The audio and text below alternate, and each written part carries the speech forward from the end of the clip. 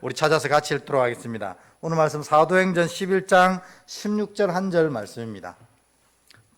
사도행전 11장 16절 한 절 말씀 같이 한 목소리로 읽겠습니다. 시작. 내가 주의 말씀에 요한은 물로 세례를 베풀었으나 너희는 성령으로 세례를 받으리라 하신 것이 생각났노라. 아멘. 지난주부터 이제 우리 사도행전 수요일, 주일날은 우리 추수감사절이라서 감사가 은혜를 붙잡는다 이렇게 했는데 감사 많이 하셨습니까? 네. 우리 앞뒤로 네 분, 우리가 먼저 감사해야 은혜가 담긴다 했지 않습니까? 앞뒤로 네 분 이상씩 감사합니다. 이렇게 인사로 감사합니다. 옆에 계셔 주셔서 감사하고 앞에 계셔 주셔서 감사합니다. 나와 함께 기도해 주셔서 감사하고 같이 예배 앉아 주셔서 감사하고 감사합니다. 4명 이상 인사하겠습니다. 시작. 감사합니다. 감사합니다. 감사합니다. 감사합니다. 네, 감사합니다. 이렇게 와주셔서 저는 얼마나 감사한지요. 자, 그래서 우리가 이 추수감사절 감사를 통해 먼저 감사하고 그러나 감사하고, 왜냐하면 내가 할 일 없을 때, 할 수 없을 때 그때 비로소 하나님이 역사하시니까 그 역사를 선언하면서 감사하고 마지막에 감사해서 그 은혜를 다 내 것으로 먹는 여러분 되어라 이렇게 말씀드렸고요. 이제 지난 수요일 이어서 사도행전 말씀 계속 나누는데 지난주 수요일 날 2명의 아주 귀한 인물이 등장합니다. 하나는 고넬료, 하나는 베드로였어요. 이 고넬료는 어떤 사람입니까? 하나님이 기억하시는 사람이었어요. 여러분, 다른 세상의 직분도 있죠. 백부장이었고 정말 괜찮은 사람이었는데 백부장과 괜찮은 사람보다 더 좋은 건 뭐냐면 하나님이 기억하시는 사람이었다는 거죠. 여러분, 이러면 우리 아이들 말대로 게임이 끝난 거 아닙니까? 하나님이 우리 은혜교회를 딱 바라볼 때 누가 제일 기억나시겠어요? 여러분 모두가 기억나길 축복합니다. 하나님이 기억하시면 어떻게 해요? 하나님이 끝까지 붙잡아 주시거든요. 그래서 우리 축복 한 번만 더 할게요. 우리 앞뒤로 하나님이 기억하시는 분이 바로 당신입니다. 이렇게 축복합니다. 시작. 하나님이 기억하시는 분이 당신입니다. 아멘. 네. 고넬료로 하나님이 이토록 사랑하셔서 기억하셨거든요. 근데 이 고넬료가 하나님을 경외하는 법은 알았는데 복음을 몰랐어요. 예수를 몰랐던 거죠. 그래가지고 이 하나님이 이 고넬료를 기억하시고 누구를 부르냐면 요바에 있는 베드로를 부릅니다. 요바에 있는 베드로를 부를 때 베드로에게 환상을 보여줍니다.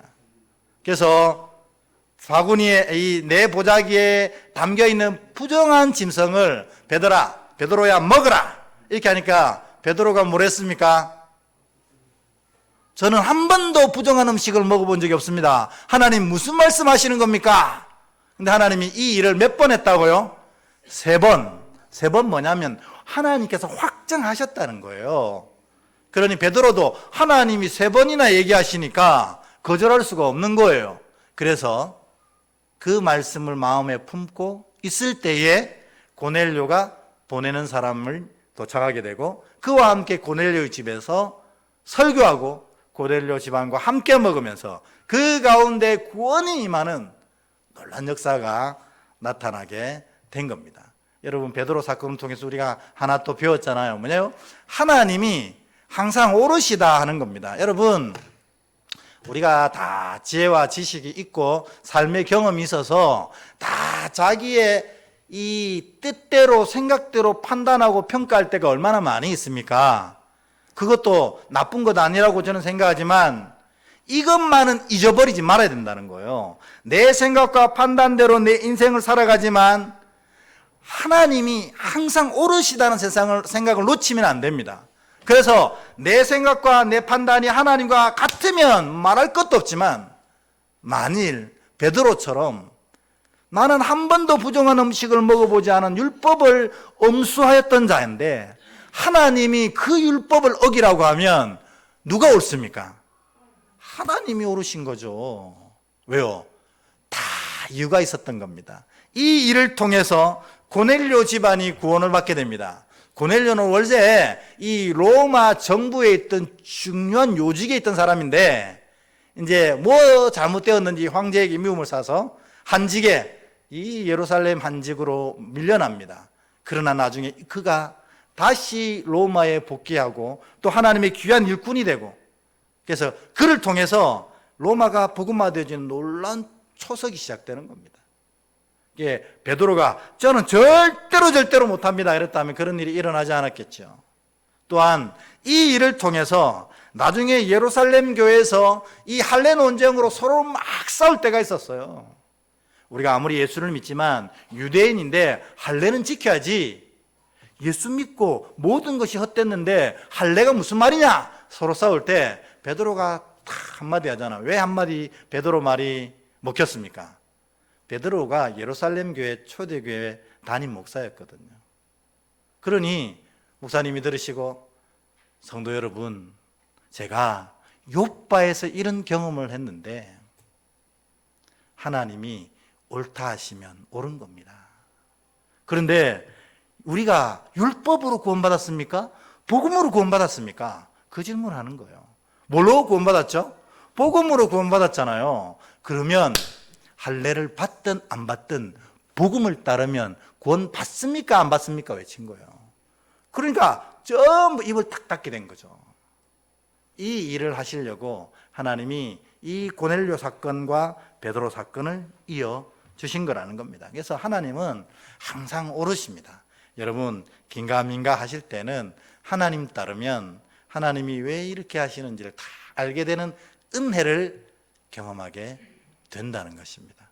그 짧은 시간 하나님의 말씀을 따를 때 나타나는 은혜, 그를 경험하는 기다림의 짧은 시간 동안만 기다리면 하나님이 왜 이렇게 하셨는지 알게 되는데, 우리가 그 짧은 시간을 견디지 못하고 내 뜻대로 했을 때 낭패 보는 것들이 너무 많다 하는 겁니다.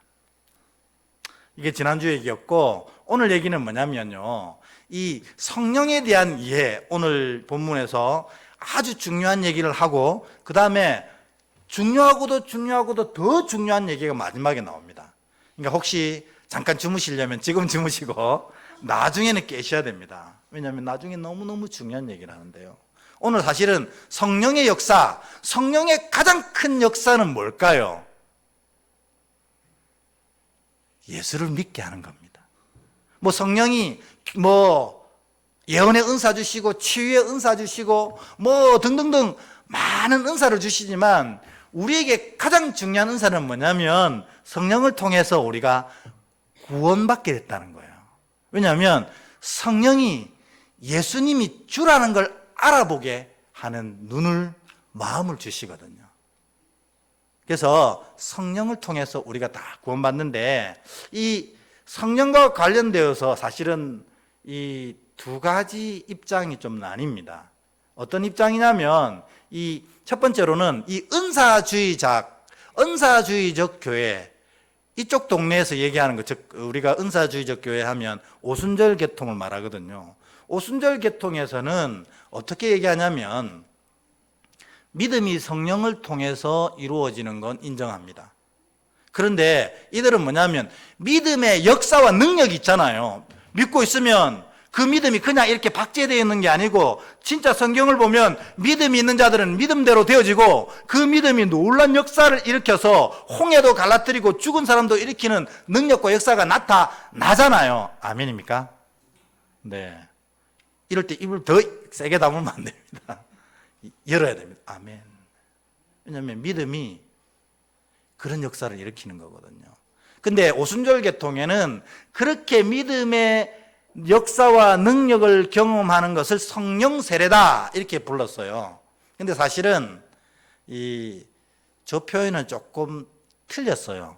오늘 성경을 통해서 보고 저게 틀렸다 하는 사실을 성경이 얘기하는 걸 여러분에게 알려드리려고 합니다. 그런데 저게 단어가 틀렸다는 게 더 중요한 게 아니라, 오순절 계통이 제일 사실은 어려움을 겪고 있는 게, 문제가 뭐냐면 성령 세례 받은 게 은사가 나타난다고 하는데 그 은사의 정도에 따라서 그의 믿음을 평가하는 오류를 좀 가지고 있어요. 그래서 오순절 계통에 가면 만일에 방언 못하면 믿음 백성으로 취급을 잘 못 받습니다. 방언도 못하는 것이, 그 방언도 못한다는 건 무슨 뜻입니까? 성령 세례가 없었다는 뜻이니까 너는 아주 믿음의 초짜야, 이렇게 취급하는 분위기가 그 동네에는 있어요. 근데 사실은 이게 성경적인 큰 오류가 좀 있다 하는 겁니다. 우리 교단은 어떤 교단이냐면 복음주의 교회입니다. 복음주의 교회. 그리고 우리 개혁파, 개혁주의 교회, 이렇게 얘기합니다. 그래서 루터와 칼빈의 전통을 이어받은 교단, 이 신학적 정신을 가지고 간다, 이렇게 얘기하는데요. 복음주의 교회에서는 우리가 믿음을 받는 순간, 그 믿음의 순간이 성령의 세례를 통해서 일어난다, 이렇게 얘기해요. 그러니까 이 성령의 믿음의 역사와 능력이 나타나는 게 성령의 세례를 통해서가 아니고, 성령이 우리에게 임재하시면 우리가 믿음을 가질 수 있게 되는 순간이다, 우리는 이렇게 표현합니다. 왜 이렇게 표현하냐면 조금 이따 보겠지만 성경이 그렇게 돼 있거든요. 그러면 믿음의 역사와 능력은 언제 나타나는가? 성령이 충만하여질 때 나타난다. 그래서 우리 이 개혁주의, 복음주의 교회에서는 이 성령의 역사를 세례와 충만으로 나누어서 성령이 세례 임재하실 때, 우리 안에 계실 때 우리가 믿음의 놀란 은혜를 경험하게 되고, 그 다음에 이 성령의 충만함이 우리 가운데 임하게 될 때 우리에게 믿음의 역사와 능력들이 나타나게 된다, 이렇게 정의하고 있는 것입니다. 그래서 오늘은 사실은 요 차이가 뭔가, 성경을 통해서 진짜 성서적인 고백은 뭔가 보고, 또 이 믿음의 진정한, 이런 믿음의 진정한 목표가 뭔지도 한번 알아보려고 합니다. 오늘 이제 베드로가 고넬료 집에서 설교를 했는데, 설교만 한 것이 아니고, 설교한 것도 사실은 당시엔 큰 충격이었어요. 여러분, 우리 주변에 있는 이단 중에 예를 들어서 하나님의 교회가 저 앞에 있잖아요. 그죠? 하나님의 교회. 보셨어요? 하나님의 교회가 저 앞에 있는데, 여러분 만일 그랬다고 쳐봅시다. 제가 어제 하나님의 교회 초청받아가지고 하나님의 교회에서 설교하고 왔어요. 아니, 예를 들어서 여러분 뭐야 이런 눈으로 보지 마시고, 예를 들어서 그렇다 칩시다. 제가 어저께 하나님의 교회 가가지고, 하나님의 교회는 누구 믿는 거예요? 하나님 어머니, 하나님 아버지가 냉면 먹다가 돌아가시는 바람에 그 부인이 물려받아서 하나님 어머니를 섬기고 있잖아요. 근데 그 어머니 교회 가가지고 제가 설교하고 왔어요. 그럼 여러분 저를 보고 뭐라 생각하시겠어요? 저거 이단에 빠진 거 아이가? 이렇게 생각할 거 아니에요. 베드로도 똑같아요. 지금 베드로가 어디 갔냐면 고넬료한테 간 거거든요. 고넬료는 이방인 중에 상이방인이고, 그 다음에 이스라엘을 무너뜨린 원수 집안이거든요. 근데 거기 가서 설교했다니까 베드로가 우리 예루살렘 교회 담임 목사님이지만 똑바로 안 보이는 거예요. 그래가지고 예루살렘 교회에서 난리가 났어요. 그게 이 사도행전 11장 1절에서 3절 말씀입니다. 우리 요 1절 3절 여러분 글자가 작아서 보일란가 모르겠는데 같이 한번 읽어볼까요? 시작. 유대에 있는 사도들과 형제들이 이방인들도 하나님의 말씀을 받았다함을 들었더니 베드로가 예루살렘에 올라갔을 때에 할레비 아들이 비난하여 이르되 내가 무할레자의 집에 들어가 함께 먹었다 하니 라고 되어 있습니다. 설교한 거는 그렇다 치고 복음 전하는 게 어디 가서 복음 못 전합니까? 그렇지만 복음만 전하고 빨리 나왔어야지. 거기 앉아서 이방인들과 무할레자들과 같이 식사를 했다는 건 넌 이미 부정하게 된 것이야. 이렇게 예루살렘 교회에 있던 이 유대교 출신의 그리스도인들이 베드로를 막 이렇게 공격하기 시작하는 겁니다. 근데 베드로가 이거를 설명을 합니다. 뭐라고 설명하냐면 요 11절부터 쭉 18절까지 그 일이 어떻게 되었는가를 막 설명하는데, 제가 여기 11절, 12절을 빼온 것은 뭐냐면 제가 이걸 읽다가 무릎을 탁 쳤기 때문입니다. 이야, 여러분 사도행전은 누가 썼습니까? 누가 썼습니까? 답을 말했습니까 제가? 근데 누가는 기자라고 부르죠. 기자는 뭐예요? 불러주는 대로 쓰는 사람 기자예요. 그 진짜 저자는 누구입니까? 아니, 그 사도행전 쓴 사람이 누구예요? 기자는 누가고 진짜 원저자는 성령님 아닙니까? 성령님. 성령님이 누가에게 감동 주셔서 이 은혜들을 기록하게 하셨거든요. 그런데 이 사도행전 실제로 저자는 성령님입니다. 근데 성령님이 이 베드로가 이방 고넬료 집에 들어가서 설교한 것도 참 찝찝한데 거기서 밥까지 먹고 나왔으니 얼마나 부정한 사람으로 보였겠어요. 근데 베드로가 하나님 경험을 쭉 설명하는데 성령께서 누가를 통해서 이거를 기록할 때에 11절 12절에 보면 기가 막힌 표현을 쓰고 있어요. 여러분들은 잘 느끼지 못하겠지만 저는 막 전율이 흐릅니다. 왜 그러냐면 처음 이 11절에 보면요, 11절만 읽어볼게요. 시작. 마침 세 사람이 내가 유숙한 집에 서 있으니 가이사랴에서 내게로 보낸 사람이라. 아멘. 요 세 사람은 누굽니까 혹시? 지난주에 배웠던 대로 고넬료의 하인 2명하고 그 다음에 자기 부하 로마인 군인 1명, 이렇게 3명 보냈어요. 그래서 이 3명이 베드로에게 옵니다. 그래가지고 베드로가 그 얘기를 들었는데 하나님이 이미 얘기하셨으니까 그 3명을 따라갔거든요. 그런데 따라가면서 몇 명이 더 가게 됩니까? 처음에 보면 6 형제라고 돼 있잖아요. 그러면 아까 3명이 왔고 나머지 3명은 누굴까요? 베드로와 함께 다니는 베드로의 제자들과 동료들입니다. 6명. 그리고 또 누구도 갔어요? 베드로 자신, 나도 갔다라고 돼 있어요. 그러면 여러분 간단한 산수지만 저 다 합치면 몇 명입니까? 7명이죠. 제가 이게 7명이 되는 걸 알고 무릎을 탁 쳤어요. 성령님이 역시 대단하시다. 이스라엘에는 어떤 사람들의 일을 정죄하거나 증명을 할 때 몇 명이 필요해요? 기억하세요? 2사람이면 됩니다. 그러니까 예를 들어서 사모님이 내가 아끼던 사탕을 몰래 먹어버렸어요. 근데 그거를 증명하려면 2명의 증인이 있어야 죄가 성립이 돼요. 일반적인 사건의 증인은 2명이면 되거든요. 그런데 역사를 바꿀 만한, 이 공동체의 운명을 바꿀 만한 아주 중차대한 사건에는 율법에 보면 7명의 증인이 필요하다 이렇게 얘기하는 거예요. 저만 신난가요? 성령님이 지금 몇 명의 증인을 세웠다 이렇게 하십니까? 7명의 증인을 세웠다는 거죠.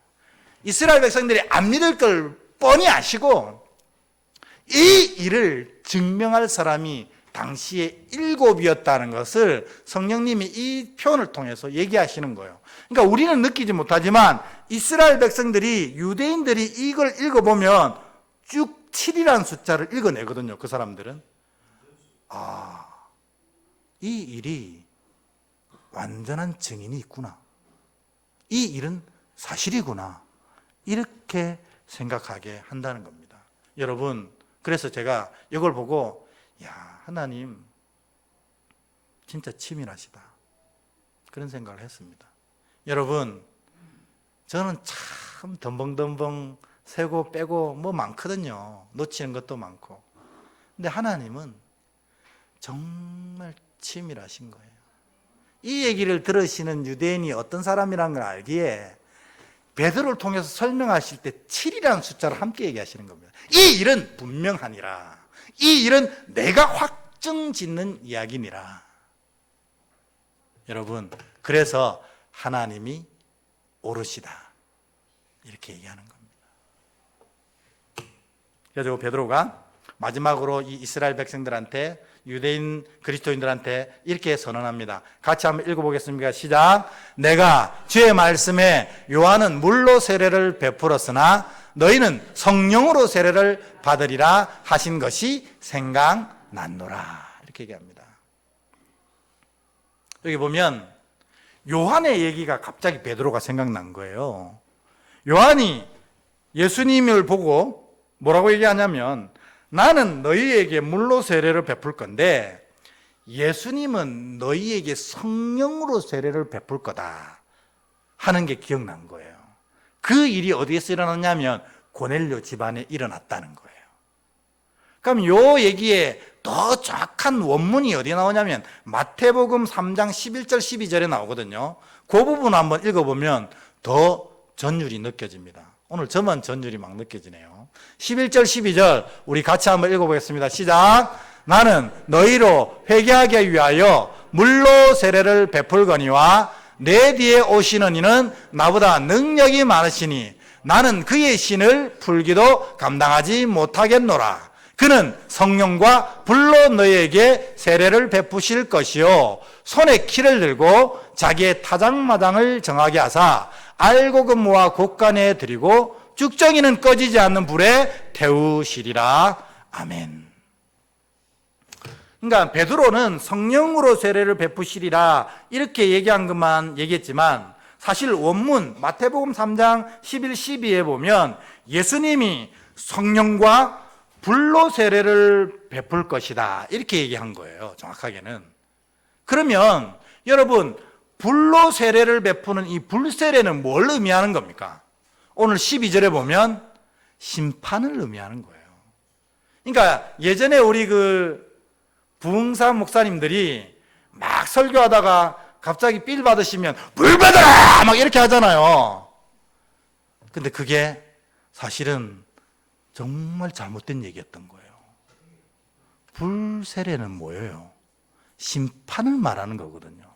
그러니까 그때 부흥사님이 예수님이 성령과 불로 세례를 베푼다 하니까 그냥 12절은 읽지 않고 그것만 기억하셔가지고 불 받아라 이렇게 한 겁니다. 근데 그게 정확하게 해석하면 여기에 있는 모든 자들은 다 심판을 받을지어다 하는 얘기라는 겁니다. 그러니까 이게 제대로 알고 얘기를 해야 되는데 모르면 이렇게 된다는 겁니다. 그러면 불세례는 심판 세례라는 것을 알았습니다.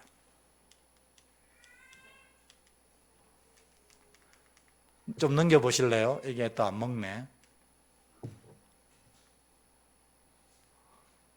한 개만 더. 네. 불세례는 심판 의미하는 겁니다. 그러면 성령 세례는 반대로 뭘 의미한다고요? 구원을 의미하는 겁니다. 그러니까 오늘 베드로가 고넬료 집안에 말씀을 전할 때에 성령으로 세례하시는 것을 보게 된 거죠. 뭐냐면 이 베드로의 눈에 이 고넬료 집안 사람들이 뭐 받는 것을 목도했다는 겁니까? 구원 받는 것을 목도했다는 거예요. 그러니까 우리 개혁주의, 복음주의 교회인 저희 교회가 정확한 표현을 쓰고 있는 거죠. 성령의 세례는 믿음으로 구원받는 것을 의미합니다. 그러면 믿음으로 이렇게 구원받으면 고린도전서 12장 13절에 믿음으로 구원받은 사람은 다 이렇게 된대요. 우리 12장 13절 같이 읽어볼까요? 시작. 우리가 유대인이나 헬라인이나 종이나 자유인이나 다 한 성령으로 세례를 받아 한 몸이 되었고 또 다 한 성령을 마시게 하셨느니라. 아멘. 그러니까 고넬료도 성령 세례를 받아서 구원받고 우리 유대인들도 성령 세례받아 구원받았으니 고넬료나 우리나 다 한 몸이다 이렇게 설명을 하는 겁니다. 그러니까 여러분 다 성령 세례 받으셨죠? 그게 뭡니까? 예수를 믿고 구원받았냐 하는 질문입니다.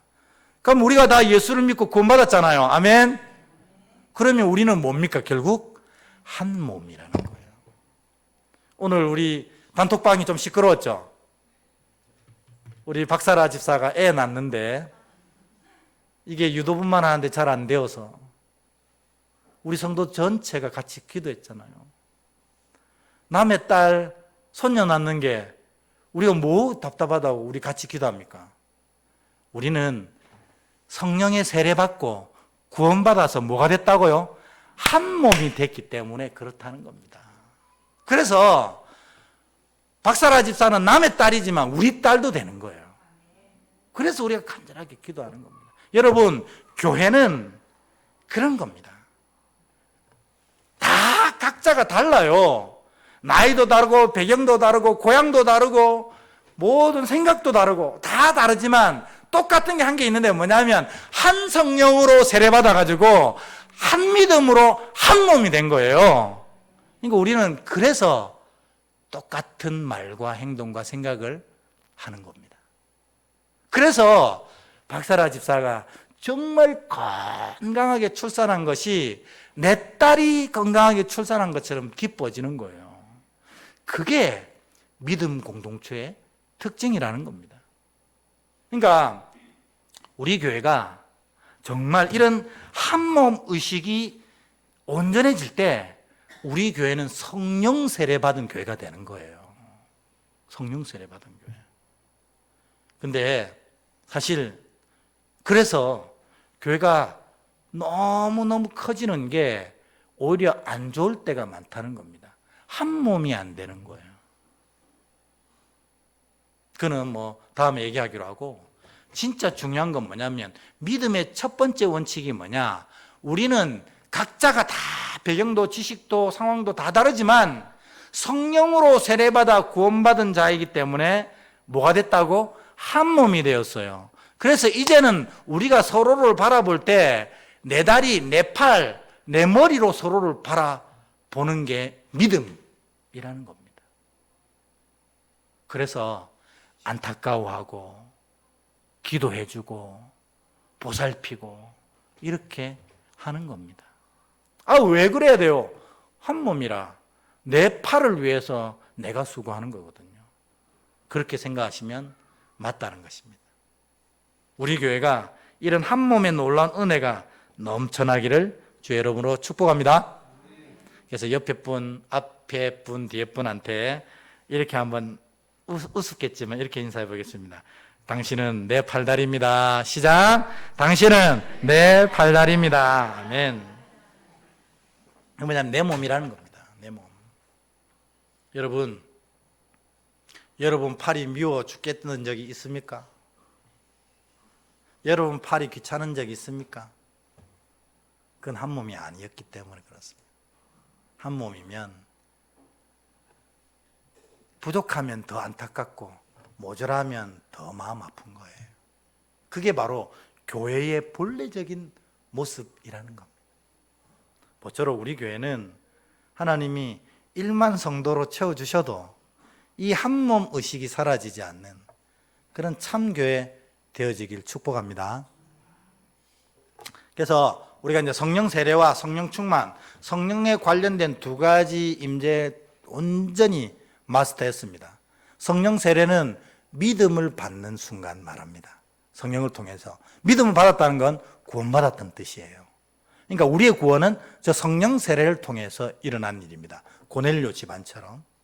두 번째로 성령 충만은 뭐냐면 믿음을 살아가는 우리의 삶에 하나님의 능력과 역사가 나타나는 걸 말합니다. 그래서 성령 충만, 성령 세례는 구원을 허락하지만 성령 충만은 승리를 이끌어가는 능력이 있다는 것입니다.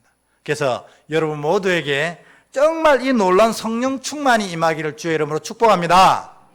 그러면 어떻게 하면 성령 충만 받느냐? 오늘 사도행전 2장 4절에 충만이란 말이 제일 먼저 나오거든요. 사도행전 2장 4절 같이 한번 읽어보겠습니다. 시작. 그들이 다 성령의 충만함을 받고 성령이 말하게 하심을 따라 다른 언어들로 말하기를 시작하니라. 아멘. 이 구절은 마가의 다락방에 오순절에 성령의 놀라운 임재함이 있었고 성령의 세례가 부어지실 뿐만 아니라 성령의 충만함까지 임했어요. 그러니까 이 사람들이 믿음을 가지고 구원받았을 뿐만 아니라 믿음의 능력을 가지고 세상에 달려나가서 예수는 그리스도라고 선포하기 시작한 겁니다. 그리고 그 예수 그리스도의 능력이 세상에 나타나서 어떻게 해요? 베드로 설교 하나에 4,000명이 5,000명이 막 구원받아 돌아오는 역사가 나타나는 겁니다. 베드로의 능력입니까? 아니에요. 성령의 능력이었습니다. 그게 성령 충만함의 힘이거든요. 그래서 여러분들도 이 성령의 충만함으로 가득 채워지기를 간절히 축복합니다. 근데 그러면 성령 충만 어떻게 하면 되는데, 그 원어를 살펴보니 이렇게 돼 있어요. 플레로오라고 기록되어 있어요. 저 충만함은. 근데 뭐냐면 플레로오라는 것은 이렇게 바구니가 하나 있으면 과일이 쭈르륵 떨어져 있으면 떨어져 있는 과일을 이 바구니, 내 바구니에 이게 담아내는 작업, 이게 바로 플레로오예요.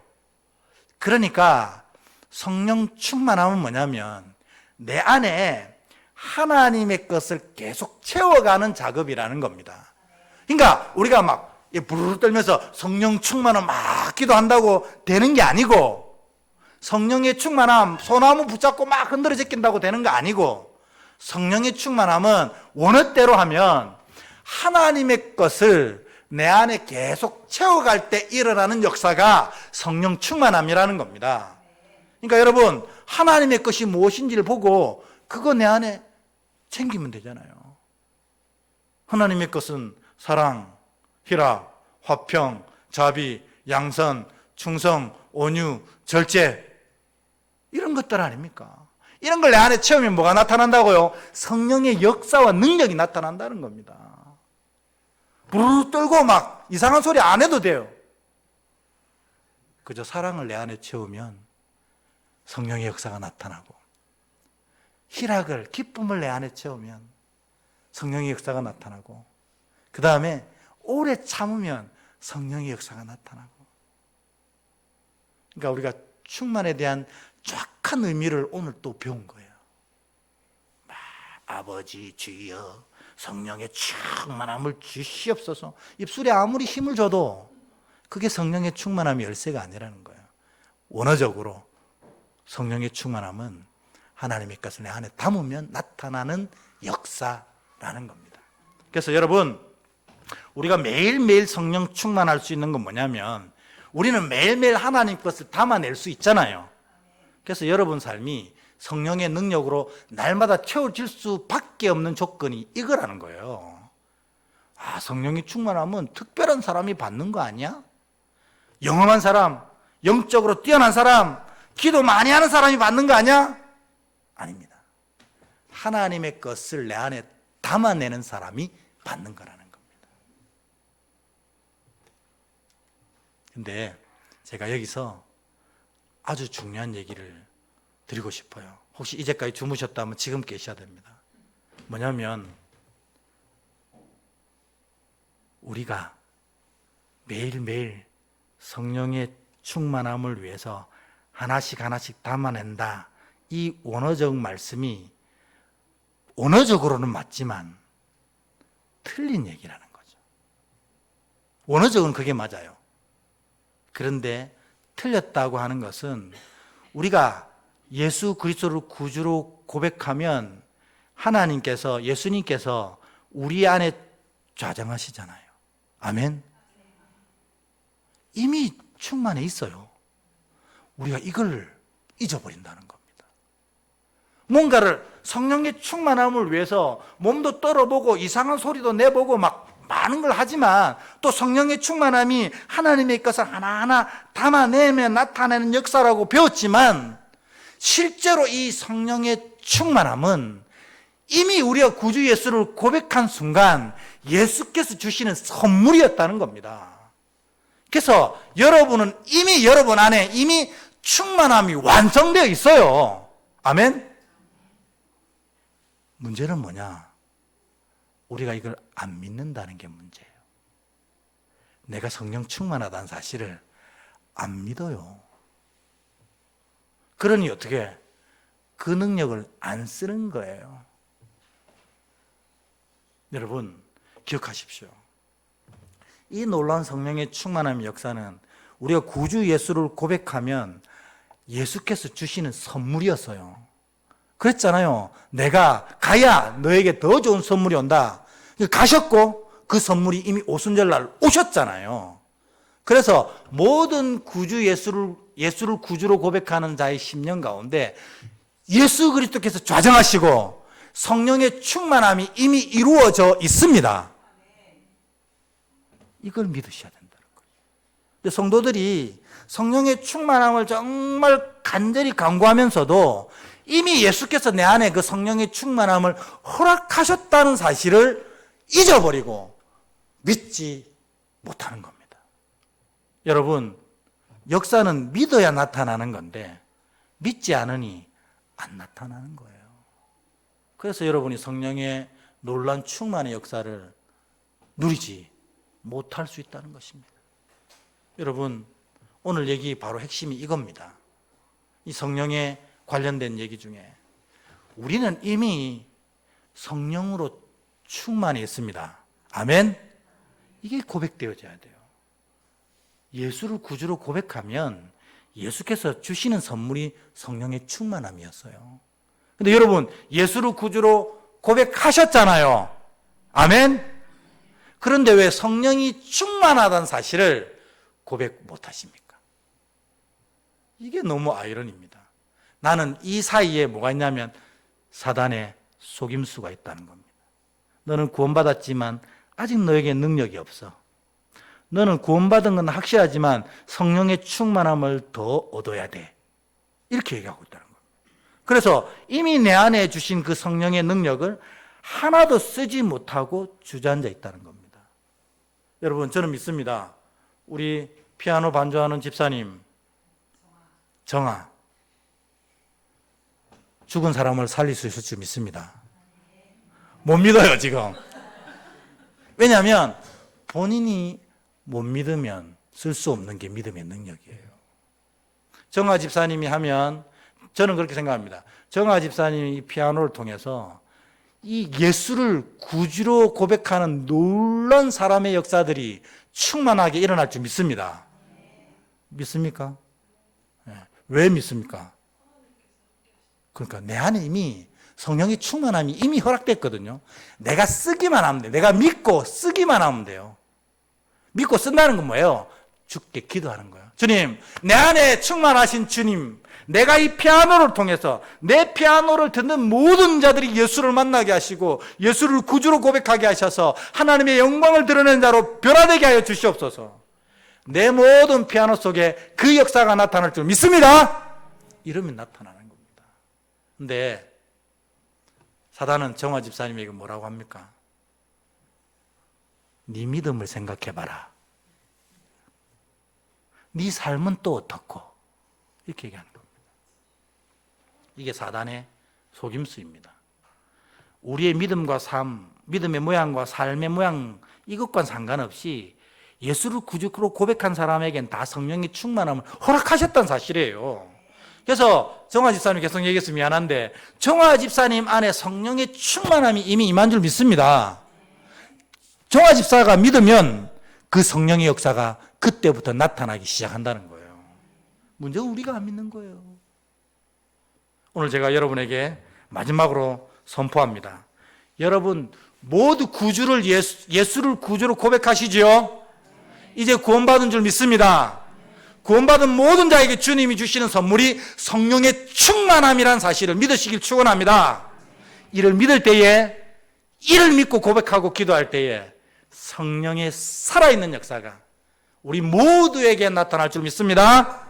그런 자 되시길 주의 이름으로 축원합니다. 아멘.